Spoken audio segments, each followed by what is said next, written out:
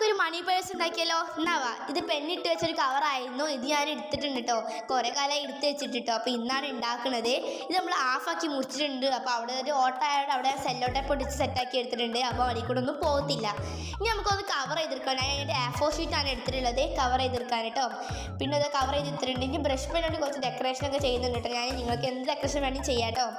എല്ലാവർക്കും അവിടെ give away എല്ലാവരും അതിൽ പാർട്ടിസിപ്പേറ്റ് ചെയ്യുക. ആർക്കാർ കിട്ടണമെന്ന് ഉറപ്പില്ലല്ലോ, അതാണ് എല്ലാവരും പാർട്ടിസിപ്പേറ്റ് ചെയ്യുക. പിന്നെ ഇതാ കുറച്ച് ക്യൂട്ടാക്കാനും വേണ്ടി ഞാൻ ഇതാ കുറച്ച് കവായ് സ്റ്റിക്കറൊക്കെ ഒട്ടിച്ചെടുത്തിട്ടുണ്ട്. പിന്നെ എൻ്റെ അടുത്ത് ഹെയറിൽ വെക്കുന്നൊരു മുത്തുണ്ടായിരുന്നു, അതും കൊണ്ട് കുറച്ച് ഡെക്കറേഷന് വേണ്ടി ഒട്ടിച്ച് കൊടുത്തിട്ടു ഞാൻ. ഇപ്പം നല്ലതാ ഒരു മണി പേഴ്സായിട്ട് വന്നിട്ടുണ്ട്. നിങ്ങൾക്ക് എന്ത് പേഴ്സ് വേണം വെക്കാൻ, അവിടെ മണി പേഴ്സാണ് ആക്കിയിട്ടില്ല കേട്ടോ.